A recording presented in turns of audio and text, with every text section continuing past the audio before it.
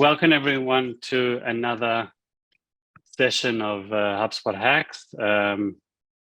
Today, Moran is going to be joining us. Been working for Moran for a couple of years, and she'll introduce herself and what she does today. But we're going to be focusing on advanced scoring. We've gone through a couple of scoring exercises with different companies over time, obviously with different companies, but also specifically with Moran and I together and separately. So it should be very interesting. We'll focus on a couple of things, but to kind of take scoring to the next level and see why it's important. So Moran, maybe let's kick it off where if you can just introduce yourself, and then we can deep dive into everything about scoring. Cool. So thanks for the intro, Mark. Hi, everyone. So I'm Moran. I'm currently head of marketing at Superwise, which is a machine learning observability platform, meaning that what we do is we work with customers like King, Riskified, and a couple other brand names that you probably all know, and help them understand how the algorithms that they're using internally at the company are impacting their businesses and understanding when they're starting to misbehave. Now, as part of that, with all of the things marketing I need to do under the sun, one of the things really is scoring. And scoring is critical to what we do, given that we need to understand our user personas, identify when is the correct time to reach out to them, and understand how they are progressing through their journey. And as Mark has said, this is probably our fourth or fifth time that we've built out scoring. And I tend to do things in a rather roundabout manner. So I don't think I've ever used anything out of the box. We've always done customization here.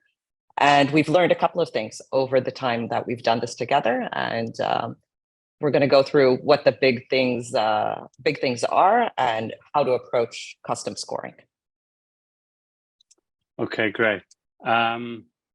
So just so everyone got kind of on a very high level, what we said we would try and get to maybe more things, but touch on today is the difference between obviously who your audience are, who you're selling to. If it's B2C, B2B, or B2D, obviously there's a different type of scoring. Should I use this custom scoring, as you said, or off the shelf? Scoring components we're going to touch on, exactly how do you actually build the scoring, because off the shelf is just one HubSpot scoring, and in most cases we'll go into more detail. Obviously that's not enough. And also answer the question, which is kind of what we're starting on as well, is scoring right for me or not, when I should be using scoring, and so on and so forth, because it's kind of a correct, like something in everyone's checklist, I have to use scoring, but it's not exactly clear when I should be using it, what stage of the company, and so on and so forth. So I think we'll be able to touch on those things as well. Should we start with, first of all, kind of what is the overall goal of scoring, and how you look at that as the overall goal of scoring? So kind of get everyone in the same context, or I mean, based on what you think is the overall goal before we even dive into the different types. And sure. So I mean, in a nutshell, scoring is understanding, given your database, who is the right person that you should be reaching out to. And reaching out to could be like an active reach out through a sales process or through a sequence, or if we're talking about engagement-based and event-based activity, to trigger some kind of email that's going out to them, but identifying the right person at the right time and having some kind of action happening after that. But that's a nutshell of scoring, regardless of the different verticals that you would be looking at or the different customer types. It's who's the right person? Is this the right time? What should I be doing? So for example, like just out of the box basic scoring that we bump to on a day-to-day basis is people come to my database, they lift up their hand, they say, I want to speak to you, they fill out a demo request or contact us, whether we use scoring or not, but that's obviously going to go to some kind of SDR or BDR to reach out to find out what they want, and then they'll qualify them and see if it's relevant for us and go forward. And a lot of the times, as you said, it's more of a question like, okay, if I have a lot of people coming into my database on a daily basis or a monthly basis, what do I do with those that haven't reached out and actually haven't said, I want to speak to you, but they're filling out, they're coming to my webinars and they downloading content and they're reaching out, and some of them are reaching out. So do I push those automatically to the SDR and BDR team and say, okay, anyone that comes into our database and fill out any form, or we got to automatically go and reach out, start a sequence or start some kind of outreach to these people and find out what they want, where a lot of the time people are doing what your marketing team is doing well and actually consuming your content, and they're at the kind of the awareness stage where they're just learning what you guys are doing and they haven't even decided, and you're helping to educate them, and they're not expecting anyone to actually speak to them. So that's another way of me. I also say, okay, well then that could be one of the questions of that is the goal of scoring, is to see, okay, there might be people that are giving us intentions or giving us all kinds of signals that even though they haven't asked to speak to us, maybe it's a good idea to reach out to them. Do you agree with that very long sentence, or you look at it differently? Very long paragraph. I agree. I'd add on to this and say, so I've done this iteration from the startup perspective, from the corporate perspective a couple of times. And I would say specifically with startups, scoring is a tool that you need to use wisely within the company. Because I think a lot of us have this inclination when we get started, let's just push everyone over to sales. And this kind of push and pull between sales and marketing always exists in every company. And you don't want to get to the situation where sales is saying, you're dumping a lot of leads on me and they're not ready for us yet. And we're wasting our time. And at some point they start ignoring you. And scoring is a good mechanism for you to be able to argue why afterwards. Why should you be paying attention to this person? What is the activity threshold that I'm looking at? What has this person done that you can then leverage into a conversation? So I would be very cautious of just pushing everyone over, even if that person has requested a demo or has requested a contact us, because just because someone is showing intent doesn't necessarily mean that they're marketing qualified. And scoring is one of those things that if you're using it properly, when you're pushing people over to your sales team, they will pay attention then and use it correctly. So it's also about using it to build trust within the different departments in the organization. Excellent. Yeah, no, I agree. I agree fully. And I think it's also, we're not going into the details yet, but one of the important things to do when you do build this out and you understand, as you said, the sync between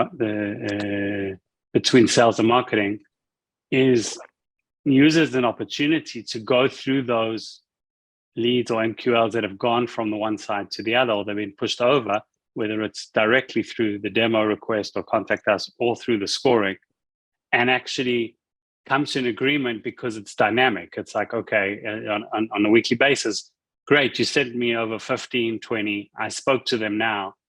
By the way, all of them were perfect, things are working fine, or 50% of them actually, even though we think they're fine, there's a good match. After speaking to them, there's some kind of mismatch. Maybe we need to look at them. So that's irrelevant to the score, which obviously we're going to have to do that for the scoring. But even demo requests, are your marketing are we marketing to the right people? I mean, it could, it's basic stuff of, okay, we are bringing in demand and we are bringing people into the database, but do they actually meet our ICP, whether I'm using scoring as a tool, or actually they're getting to the first goal of actually reaching out to us and saying, I want to speak to you.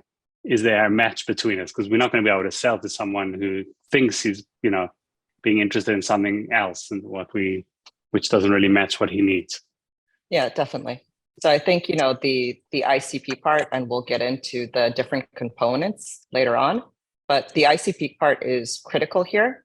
And that really does touch on the differences between the different verticals. So first of all, I think, one of the big misconceptions around scoring in general, regardless if it's B2C or B2B, is that it's like a one-shot solution. that you're going to build out a scoring mechanism and it's going to work. I typically take down the scoring mechanism, open it up somewhere around every 3 to 4 months. It will just start being off tune at some point. And it doesn't mean I did a bad job on the first iteration. But first of all, things just change within your environment. For example, one of the changes in my environment specifically that we've been having lately is the advancements in large language models. So typically, if I was looking 4 or 5 months ago, my typical ICP would be a machine learning engineer or a data scientist, like team lead and above. And those would be the people I'm looking at. But with everything that's changed in our domain, so ChatGPT is how we see it more on the marketing side of things.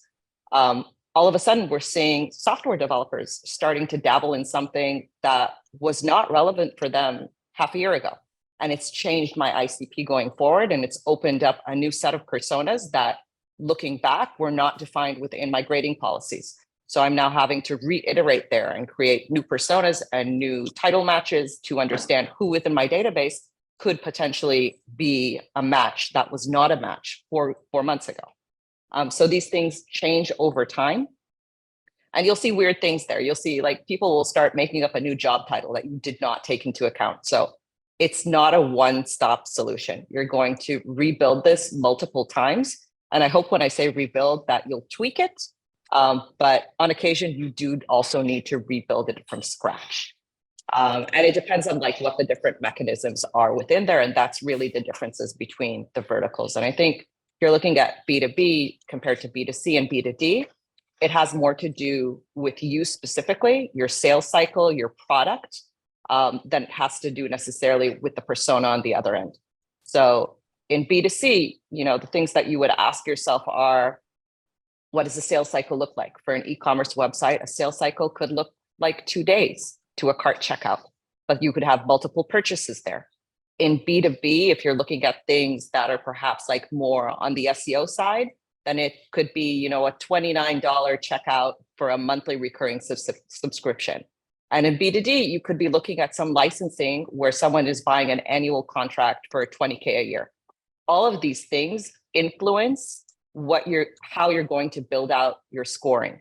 And B2C typically is much more engagement or event-based, whereas B2B and B2D especially, it's about building trust over time. You're going to have multiple touch points. You're not only going to be looking at the engagement component, you need to be understanding who the person behind it is. In B2C, it could be that gender is going to be a critical component into grading, understanding what their gender is, understanding what age is. I've never seen gender or age as a factor in B2B or in B2D. So there are significant differences between the industries. And I tend to find that this is my personal opinion, that off the shelf is more event and engagement driven and less out of the box ready for B2B and B2D. B2B and B2D, you mean business to developer. What about SaaS models, which is kind of something in between, or SaaS product where part of the flow today, which is product market driven, where they kind of let you play with the product itself. It's something between B2C to B2B. And I can actually say, okay, you're not a customer because it's a freemium model, but I'm letting you play with the product. And if I can get those events back, then I know how engaged you are. And then maybe I should be reaching out to you because in essence, I've made it kind of very low touch. So you don't really need the salesperson or the SDR, but it's a good idea to maybe use scoring to say, okay, the very engaged people, let's reach out to them, or the people that are stuck and so on and so forth. There are all kinds of ways of doing it, but how do you look at that? Do you look at that as something in between? No, so I see it as wholly belonging into B2B and B2D. I don't see it as B2C because it doesn't impact the sales cycle. You'll still look at like a trial period or a freemium model as some kind of journey to upgrade into a paid or a premium model there. So I see it as wholly belonging into B2B or B2D. I don't see it as B2B2C or some kind of extension of B2C. I think those models are different because they are looking at different sales cycles. The sales cycle in its essence, when you're looking at a SaaS pricing model or journey model, is still going to be the same within a B2B or a B2D scenario. But yes, event-based within the product itself, how do you go about estimating lifetime value? Now, you could do this with like a different set of solutions, such as Amplitude, that are more geared towards user journeys within the product. I have to say on this regard that we are a SaaS model and we do this internally, but we do this with custom events that are built out. We do not do this through HubSpot, though we do feed some of the factors back into HubSpot afterwards to take into account with the scoring model. Okay, yeah, because I've also seen either through the Amplitude or Segment or using the API custom events of HubSpot, where we've seen customers pushing back usage or specific events and then adding that to their scoring model to see if they because the engagement on the website is up to a certain point, but that's obviously much lower than once they actually sign up for the product. Once you're looking at like journeys within your product, you need to take into account and potentially maybe you would want to have additional components within your scoring mechanism to understand product behavior, product journey, activation percentages, and so forth, that are not necessarily part of like the traditional ICP, because you would be using them for different purposes, for lifetime value, for churn prediction, and so forth. So if you decide to use like the product component as well, and you want to see it over time, not just for the initial activation, then potentially it could also add additional components into your scoring model.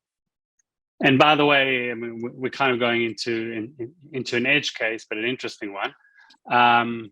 What HubSpot does have out of the box is to actually create custom properties.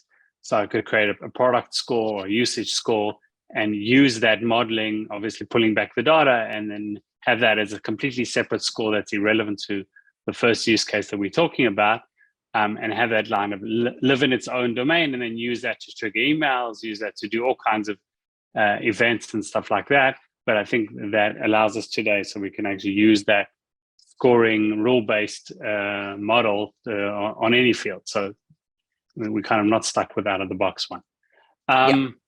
Okay, excellent. So I think we can probably move to. So again, just to summarize before we move forward, we said one is it needs to be. This is a dynamic process. It's not setting this up once and then, or even today, I don't build the website once and reiterate every 3 years, but that's also changed. But it's the same kind of thing. Every quarter, take a look at this, speak to my customer. In other words, who am I actually setting the scoring up for? But for myself or for the sales team, and have that obviously on a weekly or bi-weekly basis to actually see what are the leads are coming in, what are the MQLs coming in, is it working, isn't it working? And as you said, validate and kind of look at it and take into account that maybe all my assumptions or part of my assumptions are actually changing because things happen and we're living in a very dynamic world at the moment. My ICP might change and so on and so forth. Business model might change. Trying out new things, especially in the startup world. So we kind of touched on this, but as you said, custom scoring, if it's more B2C, more event-based, I just have a basic score, go in, how many emails are clicked on, how many form submissions, how active the person is. I've kind of stopped using the custom scoring a while back. And once HubSpot a couple of years ago gave the opportunity to create multiple scoring fields, I really went and said, even if I do the basic model, and you've done the more advanced model, but even the basic model, I like to divide between, as you said, the ICP, which is more the grading, who you're actually selling to, which is a combination of the ICP and the person itself. And that can also be divided into two if we want. And then the engagement score, which is separate. So we're going to touch, I think, in a few minutes on more of an advanced version of the engagement score and a more advanced version of the grading.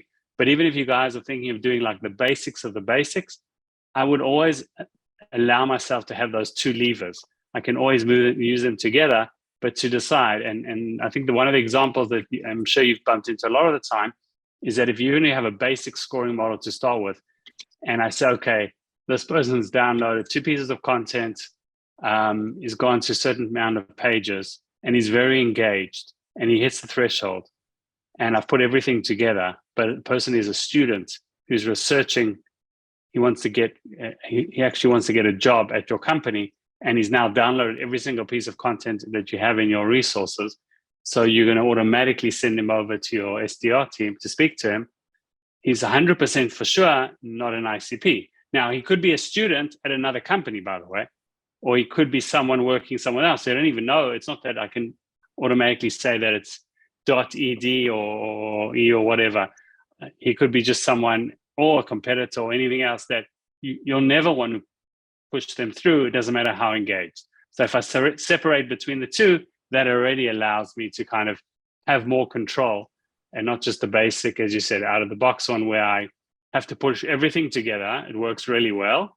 And we're not actually going to go into the details on how to set up the basic scoring, because we're assuming here anyone who's joined, it's more for the advanced, is kind of will give you the basics. But even that is, I think, is a good start to kind of separate it and allow you to say, okay, someone is very engaged, or someone might meet my ICP, and I still want to speak to them, even if they've done nothing on my website, because they fit, the perfect thing. They haven't asked to speak to anyone, but I want to, and I'll have a question about that for a second. But anything as how do you look at when I should actually start customizing this?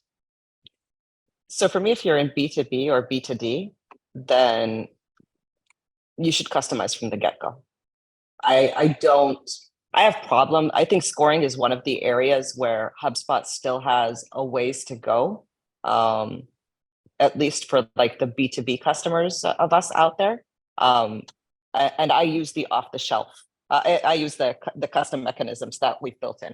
I have a couple problems with the off-the-shelf. It's literally a black box. It's very difficult to understand how HubSpot goes about giving this score to this person and that score to another person. And when you want to iterate and understand what is working or not working within your processes, if you can't understand the decision-making process behind the scoring, it's difficult. All you see is an activity pane, but you don't understand the weights that are built in there. Secondly, it's very much geared towards engagements and personas versus profiles, which typically in B2B and B2D, you use ICPs. You don't use personas as you use them on the B2C side of the market.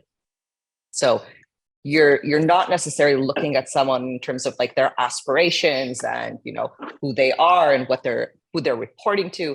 You're looking at more concrete items in terms of what they've studied, what they're, what development tools are they typically using? What languages do they know how to speak with? So it tends to be more profiling than it would be persona building. And I find that just in general on HubSpot, anything off the shelf, for me at least, naturally works better with B2C than it does with B2B. So I've always done custom scoring, even from, initializing HubSpot. The first thing before I'm even, putting a form on the website is what is my ICP. I just see that as the correct process for any B2B company. Is before you start building anything, you need to have the discussion, who is your ICP? And you need to be able to model that out before going into a system. And secondly, just, plain common sense, not all forms are created equal. And within the off-the-shelf scoring mechanism in HubSpot, all forms are created equal. And obviously to all of us, a demo form and a subscribe to a newsletter are not the same thing, and they should not be weighted as the same thing. So then you have two options, as you said. You can either say, okay, I go form by form, and then it gets very cumbersome because I can get 50 points for the demo and the contact us.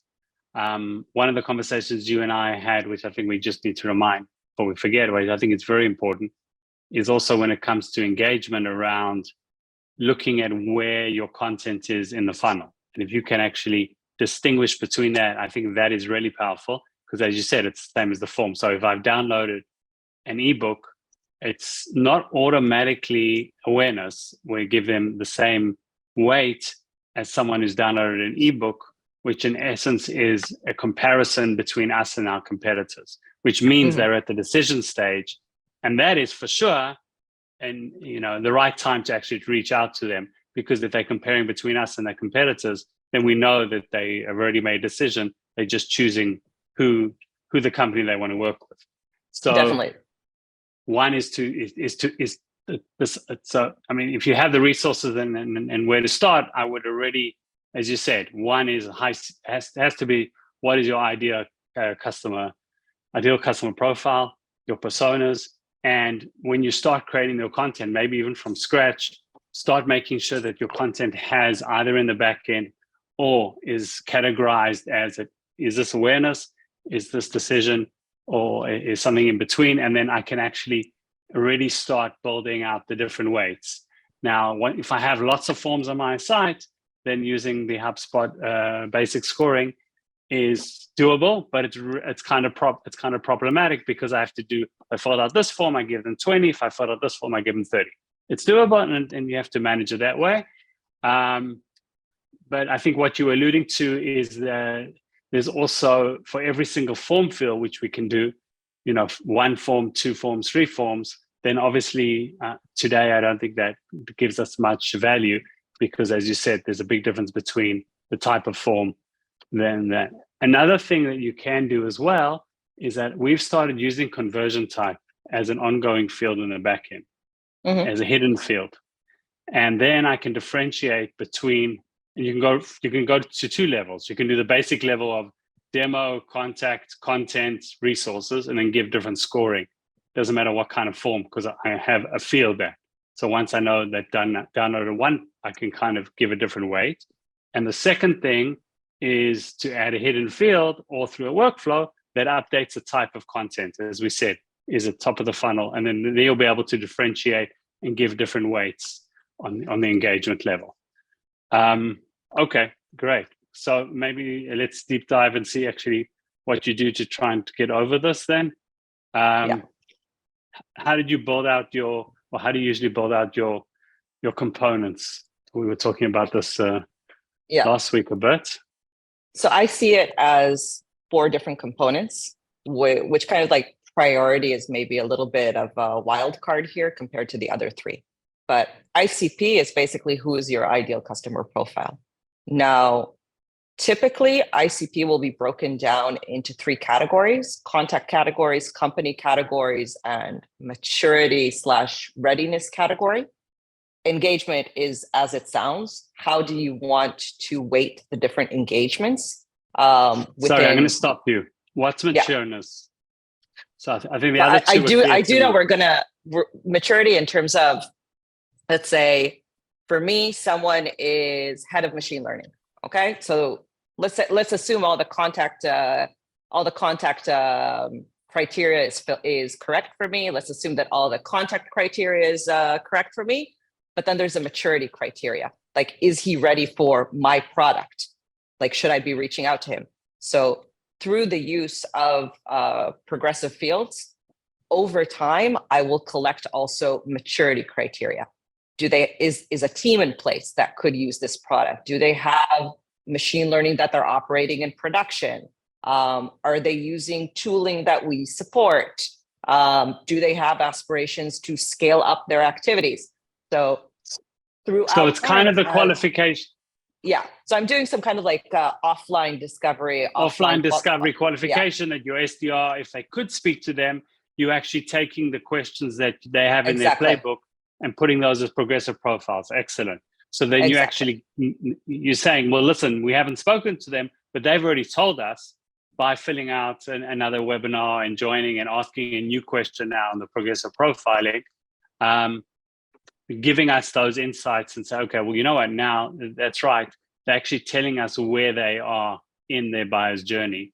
And okay, great. That's excellent. Yeah, exactly. I will say that all of these questions, the more maturity oriented question or discovery oriented questions, they can feel a bit intrusive. So I do try and wait a while before starting to show them to prospects that are interacting with us on the website.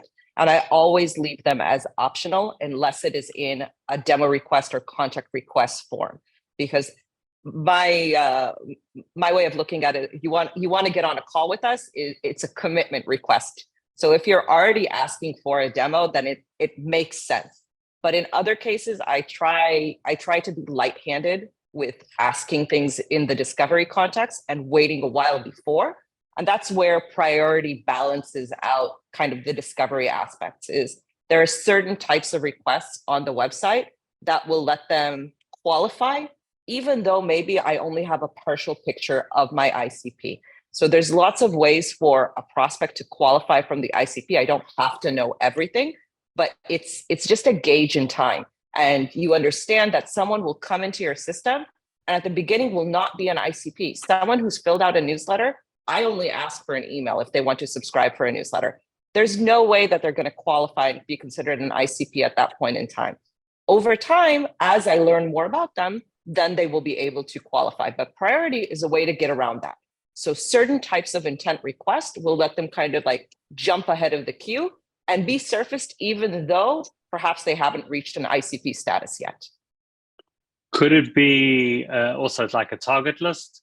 So you say, if I have, if my domain is Penguin Strategies and that's on my target list, I don't care who they are. I want to try and get a hold of them because I'm trying to get my foot into the door. We didn't talk about account-based marketing here, but if you have target accounts or account-based marketing or are using tools like Clearbit, you want to see which companies were on the website in the previous week. And if someone comes in and does some kind of form submission and they match there, then perhaps you want to give them an additional weight and jump them up in terms of priority. So yeah, you could be doing a multitude of things there from like the account perspective, taking them into account to give them higher ICPs or higher priorities there. I typically don't build target lists into the ICP itself because they tend to rotate very quickly, but they can be taken into account on the priority side of things. Yeah, so you're keeping that as well separate so that you can actually play with those separately and then they don't bump into each other. That's excellent. Okay. And then engagement, what are the things you look for? Yeah, so engagement and decay are kind of like flip sides of the same thing. So engagement is, I look at engagement over lifetime. So I look at, the interactions that someone is having throughout the entire course of their interaction with us. And this can be face-to-face events. This can be viewing different blogs or different pages on the websites. This can be downloading resource contents, attending webinars, the entire mishmash of things that we have within our arsenal to engage them. But with that said, decay is the flip side. Because I look at engagement as a never-ending number. So it can be endless. The engagement increases throughout their lifetime. Decay is how I depreciate that over time. So essentially what I'm looking for is I will keep counting engagement unless I see that their engagement is declining or I see that they've not been engaged over a certain period of time. And then I'll reset that value or I'll depreciate the value. So you want to see, there's a difference between someone who has a 500-point engagement and has a decay of 10 versus someone who has a 500-point engagement and has a decay of 365. That person, the decay is an indication that he hasn't been active with you for over a year. So that engagement doesn't matter if the decay is so high. You want engagement with high engagement with low decay. That's what you're looking for. But that is kind of like a supplemental. So ICP has to be matched, but engagement is how you differentiate between hot and cold on the other side. Another thing I think, which if I can just talk about engagement and decay, as you said, I think it's 100% clear. For example, if I came in and in the first month was very engaged, downloaded a piece of content, went to a webinar, the next month I opened your nurture emails. Obviously, we haven't talked about it, but you need to have all kinds of mechanisms on the back end, like nurturing and retargeting and so on, to re-engage with these people, to force them to actually come back to your website, or more interesting, to give them information that's interesting enough and of value enough so they'll come back to your website so that you can actually ask more questions and the scoring will go up. And what you're saying is I didn't reach the threshold and there weren't any priority or indicators for me to actually now meet that threshold and then go over to the sales team. And then I go quiet for like 3 months. So then obviously the decay, and then I fill out a form after 4 months. So then the decay is like, okay, well, then this person, if they've re-engaged, that's fine. But if I suddenly disappear, then if I didn't have that decay, I would just maybe, because as I said, I'm very close to the threshold. And now I did something else. I opened another email, and suddenly over time I go over, but then I haven't really done anything for 6 months. So that kind of says that I'm just, I just looked at your email, but I don't really want to speak to anyone. So it doesn't really make sense. And without the decay, you can't really differentiate between the people that are active. And the decay also, if I understand correctly, tell me how you look at it, needs to match the period of kind of the sales cycle and what makes sense, or it's just the longer doesn't make a difference. As long as they're active, it doesn't make a difference from my perspective. Because specifically in my domain, when they're ready for the product, they're ready for the product. And if they're not ready in terms of their journey as a company, there's very little that I can do to make them ready for it. I do want to continue creating value for them and continue engaging for them. But I will say like in general, when you're looking at it, it's a supporting mechanism. So obviously you want to be differentiating between page views and email opens and things like that, which I think are important, but I weight them very, very lowly on the things that contribute to an engagement score. Whereas attending webinars, downloading ebooks, attending workshops, these kind of things have a much higher weight within the system. Visiting a pricing page multiple times will give you weight that you won't get if you're looking at blog posts. So you need to think about the user journeys and decide later how you're going to attribute weights to all of these things, but think about it from a user journey perspective. If you're the user going into your website, what does it mean if someone is looking at a combo of all of your main product pages, going to your pricing page, and then going to a demo page, but not filling out a request? What does that mean versus someone who's looking at, 4 different blog posts, opening emails, opening a newsletter? They're not the same. We understand that as marketers, that the user journey is very different. And if you were to ask us outside of the context of grading and scoring, what would you want to do with each one of them? Then it would be, for the first one, okay, wait, they didn't fill out a form. I have a pixel targeting here. I probably should push this into some kind of remarketing campaign. This is someone who's relevant for me, assuming that you know who this is. Like, it does require that there was a conversion somewhere along the way for you to be able to push them from HubSpot in. Yeah. But on the other side, probably at the decision stage or close to that, so I should help them. The other side should be, maybe this needs to be, okay, depending on their ICP, it could be maybe they haven't met the right content yet. Maybe you need to invite them for a feedback session. Like, you need to look and see what are the nurture campaigns or the remarketing campaigns or the ad campaigns that you would be funneling into.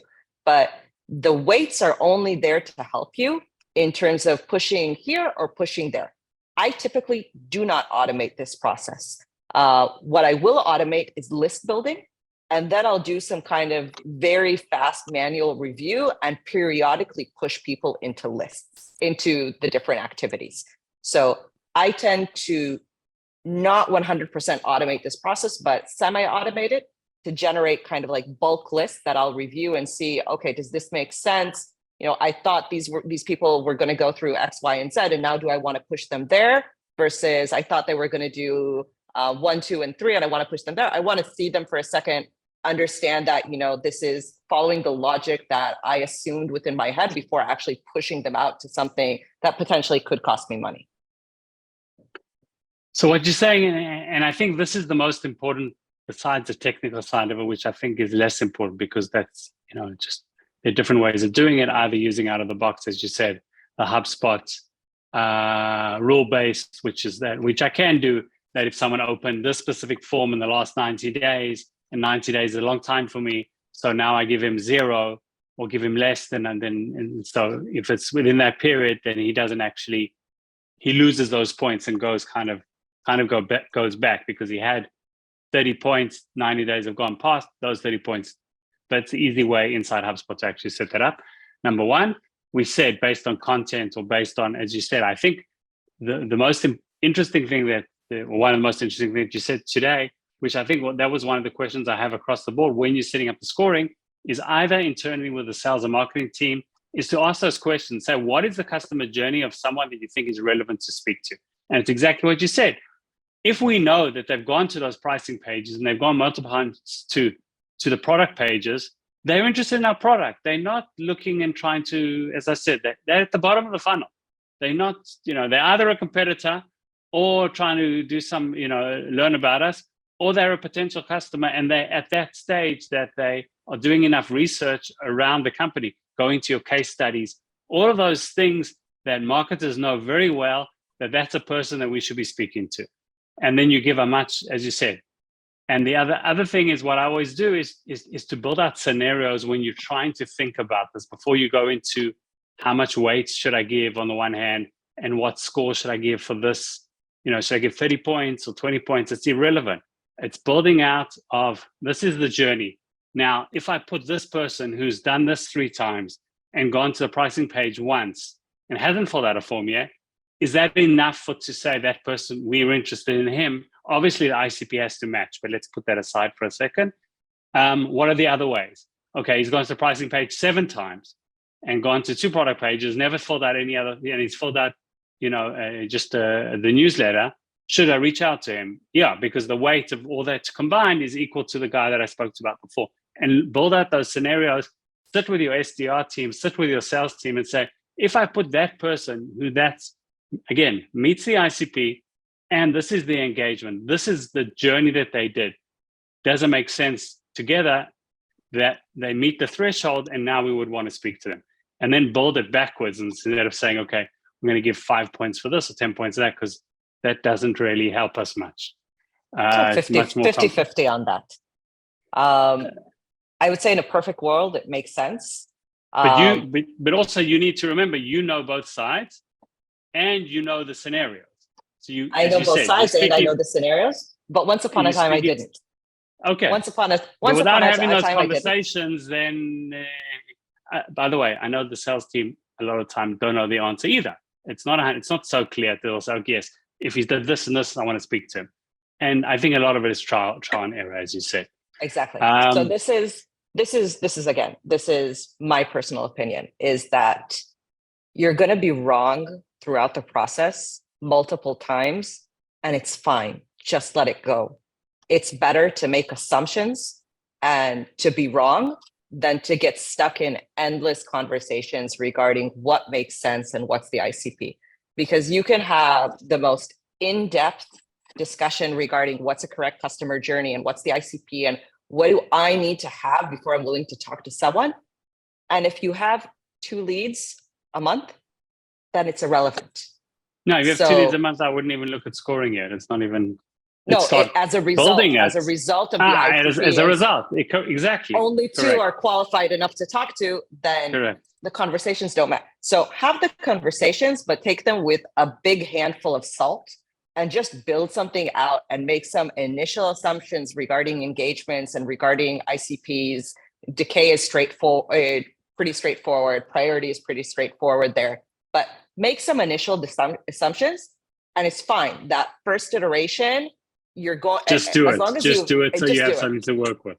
Just do it and align expectations. Like with the sales team, is like, this is a rough draft, but we need to start pouring water into the bucket to figure out where it's leaking from. So as long as that expectation is aligned and it gets better from week to week, that's fine. And if you feel like it's too much, and put someone from your end in the middle of the process who will do will do an SAL process before pushing to the sales team. If you feel you're saying is build out lists, as you said. I put in all the criteria and then I have my list. So if my threshold was 100, you would be getting 2 people. Yeah. Okay, now that means we have to relook at the model, because obviously something's wrong here.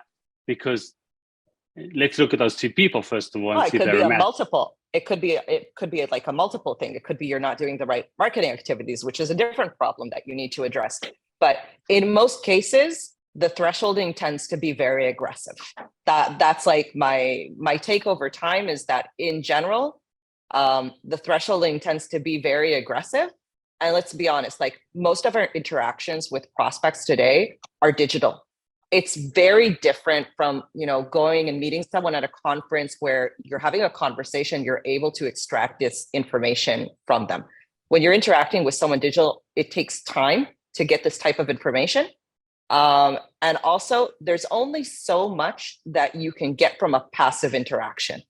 So you need to be thinking creatively. How do you identify ICPs without asking them too many questions? Because my playbook is about 30 questions long. My playbook is 30 questions long. I cannot ask a prospect, even over the course of a month, 30 questions. So I need to figure out, how do I leverage public available information? How to make sure when I'm doing a webinar registration, how am I making sure that I'll be able to go and manually enrich that contact afterwards? So a lot of what we do is manual processes behind the scenes, because you can't ask them, are you a decision maker? You need to be able to intuit that from the information that seems reasonable to them to give to you. So all of the things that I look at when I decide if someone should be graded as an ICP or not, I need to base it off of things that I think that they would be willing to give me. So some of this stuff is easier, on the contact criteria side, but they're not going to start filling out forms and telling me my company is X and my industry is Y. And you need to be creative. How many contacts do you have in the company? What is the size that makes sense for you? What questions could you ask? But also, one of the easy things, especially if you're doing lead acquisition on LinkedIn and you're using forms on LinkedIn, is just ask for their LinkedIn profile. Instead of asking 3,000 things, to fill out what's your company name, ask for their LinkedIn profile. You can go back to them and enrich them manually afterwards. So it's about taking off their shoulders, like the intensive work. And yes, it is intensive work to enrich a prospect afterwards, but it does get the job done. And for the most part, once you know their LinkedIn profile, you can figure out a lot about their company and their maturity. So yeah, it will take you another minute to go to the company profile on LinkedIn. And, let's say what you care about is a data analyst, to type into the people data analyst and see more or less how many people pop up with that title under people that are employed with the company. If you get over 5, that looks like there's a team there that's relevant for you. Got it. What about enrichment? We talked a lot about the engagement. Now we're kind of focusing more on the criteria and the ICP and the grading. Yeah. Before we actually go into the kind of the grading models, the way you're looking at it, and when do you actually use them? What about enrichment data? Can we just touch on that? I know it's a whole can of worms, but just on a high level, yes, no, depends. Everyone's going kind of has some kind of enrichment tool connected, either for the sales team or for the marketing team or a combination. Yeah. I'll tell you my take afterwards, but I want to hear yours first. I would say it's like it can work anywhere between like 40% to 70%, depending on how prevalent your ICP is. I'll give an example from a different company I worked for. So I used to work for a company that was more in, one of their ICPs was more government oriented. And specifically within that field, their ICPs did exist within LinkedIn, but as shadow personas. So you could not figure out where they worked. So for that domain specifically, we had different challenges, and we did do enrichment. There was a way out of that, but I'm not going to discuss it here. It was a way to figure out who they were and to enrich them. But you couldn't figure out what company they were working for. Everything about, their title. These were like people that had a LinkedIn profile that said absolutely nothing about them. Nothing. They existed on LinkedIn, but with nothing in terms of their criteria that would help you afterwards. So we had to be a little bit creative in terms of understanding how to do those correlations. So in that case, enrichment is irrelevant. But there's other cases. I currently use LinkedIn Sales Navigator, which to say that it has a connection with HubSpot or integration with HubSpot is very like stretching the truth in that case. It's basically a widget that sits within your persona. It does That's all it absolutely is. nothing in terms of like connecting the data or, reducing the manual overhead of enrichment. I personally don't use currently Zoom Info, but I do know companies that do use it and are happy with it. So I know there's options out there, and it's kind of like it can work. I think it's a good investment always to have something. And I think that it's always better if you're using it to enrich versus to cold call or prospect. I think there's a big difference using those tools for like the different sizes, but there's a bunch of enrichment tools out of there. I think it might also depend like on your personas. I prevalently work with B2D and your occasionally industries and your regions, because I Yeah, think so that some of them are stronger in the exactly. US and some are stronger in Europe, and it depends Yeah. where So the database is. exactly. So my experience has been more LinkedIn Sales Navigator has always worked well for me, but I tend to circle around a very unique persona that also works well for them. Okay. How did you use the grading here, and why are you using in parallel to everything an A plus, B plus, and so on, and not just a number here for the grade score? Yeah. So first of all, just ADD. So for me, it's very difficult to look at numbers by numbers by numbers and not see a mishmash that looks like a phone number. So I like working with letters besides numbers. It makes it easier for me just to read what's going on within the view or the list. But the second part of this is that ICP is an absolute criteria. Either someone is ICP or they are not ICP, meaning the maximum needs to be an A plus or a 100 score. Whereas you're looking at that, they can never be more. Either someone is perfect or someone is imperfect. It's an absolute scale. Versus engagement, and just time will affect how much data I have. So exactly. I might go from a D to an A plus. Exactly. So, I mean, depending on what the first conversion object is and how your journey typically looks like, it could be, perfectly reasonable that people will start out, with D minuses within the system because they're doing one very small thing. So let's say like someone newsletter sign up. Exactly. And so all of these things, you need to play around, think of this like a matrix and say, what are the critical components that indicate to me that the person, the company, and the discovery is ready. But you need to play around with the weighting of each of one of them because not all of them are created equal. And then you won't know everything at the same time. So you need to do like different combos here to understand where they're going to cut off and still be ICPs. Because if someone comes in and says, for me, I'm a manager of a data science team, and I'm based out of Europe, and I work in retail. That should be enough for them to already like move into my ICP range, even though at the moment they're only one contact, and maybe I don't know how many models they have, and maybe they signed up with their private email. So you need to balance it out and try different combinations and say these are the combinations that in my mind I imagine qualifying for ICP, and make sure that the numbers match. Got it. Okay. And then also I've seen that you can, as I said, we have 2 levers now or 3 levers, but with a grade, I can also say, this is the score, but my sales team actually sees A plus, A minus, B1. Yeah. And then, because for them to say, I don't know what 75 to 71 is, that doesn't mean anything. Should I reach out to them? Shouldn't I reach out to them? Yeah, my sales team doesn't see the number. They don't see the grade. I have a field for them, which is ICP, not ICP. That's it. They don't see anything. Brilliant. They don't see anything beyond that because even though the letter score for me is clear, it was not clear. So I stopped using that also for people that are not trying to debug the process. So we see the numbers. Get to B, we see the grades. And then you're changing it to ICP, and then you can kind of look at the model and improve on it and look at it, but they're not interested. It's either there's a fit now, there isn't a fit. Yeah. So I have multiple views around this because, as I say, this deteriorates over time.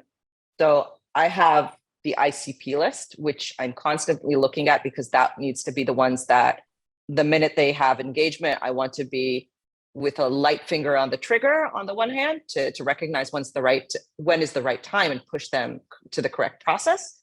But also I want to understand, so I also look at the B minuses up to the C minuses to see if I'm seeing their people that should be ICPs and try and understand why they're not.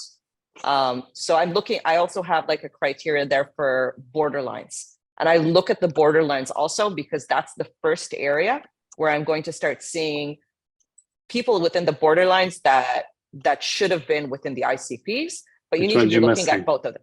Yeah. It could be you're just missing a job title in your job title match list.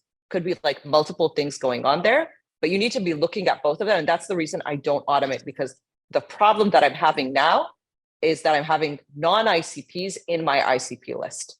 So that's why I don't automate it and I look at it, because something is misfiring on the opposite side, which happens also on occasion. So just to be clear, because we got like 3 more minutes, because we had this conversation last week and you told me about that. But when you mean automate, one is this, what we're looking at the moment, we can use the HubSpot grade score. In other words, create a grade score as we showed with the different weights, and then have a workflow that says when you get to 75, give me B. And then if you go over B, you become ICP. So all of that, you don't mean automate. That we can automate. What you're saying, if I understand correctly, is that when I hits the ICP and hits my engagement score, I'm not automatically making that an MQL or assigning it to the SDR team. Exactly. Okay. And by the way, that's how I would start anyway. I would build out the lists, do everything that you're talking about, and then go to your different teams and look at yourself and say, okay, if this meets my threshold, let's look at these people before we automate the process and start sending out assignment leads to, 100 people. That's number one. And number two, also be aware, that's just a small tip, when you do switch this on, make sure that it doesn't suddenly trigger 150 MQLs and everyone gets assigned 150 new leads out of nowhere that they didn't take into account, because one, we didn't communicate with them that that's going to happen. And two, that shouldn't really happen that way because they're not actually going to reach out to those people. So maybe you need to divide them. So anyway, you need to create these lists and actually look at who are the people that are actually going to move over now, going back, because the scoring, just so everyone's clear, works at the scoring rules happen now. In other words, it's not going forward. It always scores, and it's always going to be looking at the data and taking everything into account and give you your different scores together, and then you'll be able to use them.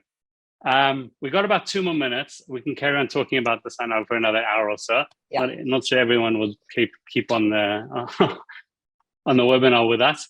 But first of all, just to summarize, so one is you need to, first of all, the main takeaways for me at least, one is start. Okay, understand who your ICP is, understand who your persona is, understand your journeys on at least on a high level. Don't be afraid. Understand, first of all, whether you B2B, B2C, obviously everyone knows that. What is the goal of the scoring? In other words, do I have 2 or 3 leads coming in a day? Do I need scoring for that? And even if you want to start building out the scoring, you can build that out with, as you said, without automating it, to start gathering that data, to start building the process from day one, but not to have any communications with your sales team and say, listen, I'm going to be sending you MQLs through the scoring, and then the expectations will be, but no one's coming through, because the amount of leads are coming through on a monthly basis, or 10 at the moment anyway. If they're 10 at the moment, everyone should be speaking to everyone. That's not, you don't even need scoring yet. And then, as you said, keep it separate in the sense that have the custom scoring, keep your grading separate to your engagement, your priority, and then obviously your engagement and your decay in work together, kind of going in the different directions. Anything else that we kind of missed that we didn't touch on? I think those are like the main points. The only thing perhaps that I would add is that scoring is critical for internal marketing to the organization, because it's a way to get out of, I feel that this is what we should be doing. I feel that this is a good lead. And it is a way to quantify the conversations that you're having. And it's a tool for internal marketing that you can use in order to justify why things are different, or ask questions that perhaps are not as easily listened to or within the organization without it. So marketing should start from day one, thinking about these things building this out. Don't have to set up automations and connect it and start pushing over MQLs. But the basis and having these conversations internally with marketing should happen when you're setting everything up, or when you get to the stage when you actually start having content and you start having campaigns and you're running obviously performance marketing. So way to validate, are your assumptions correct? Are you bringing in the right leads? Are you doing the right activities? So even if it's just your internal marketing team, you should be asking yourself these questions. And in general, I think all of us would say that it's very dangerous when we're saying, I feel like this was a good event. I feel like this was, we always need to be able to bring it back down to numbers, and scoring is one of the ways to do it. Got it. Okay. Thank you very much. It's been really interesting. I think touching on but looking at this on a bit of a different level and not just the technical. I go into the back end of scoring. By the way, if anyone needs to know how to do that, then we'll send out a few links, and obviously you can go into the academy and actually see how you work with the basic scoring. That's kind of relatively basics, but we didn't want to actually go into that. We wanted to actually give you more of the level and the experience of Moran, and kind of say, okay, hang on, this is stuff that how you should be thinking when you're approaching this important subject. Thank you very much. This was really interesting, and we'll have to think in about 6 months' time and think about what else you and I can talk about. It's going to be a challenge to stay within like the time frame. That's the only thing I have to say. Got it. Okay, I'll be making changes on that one as well. Thank you very much. Happy to. Bye, everyone. Thanks for a lot. your time.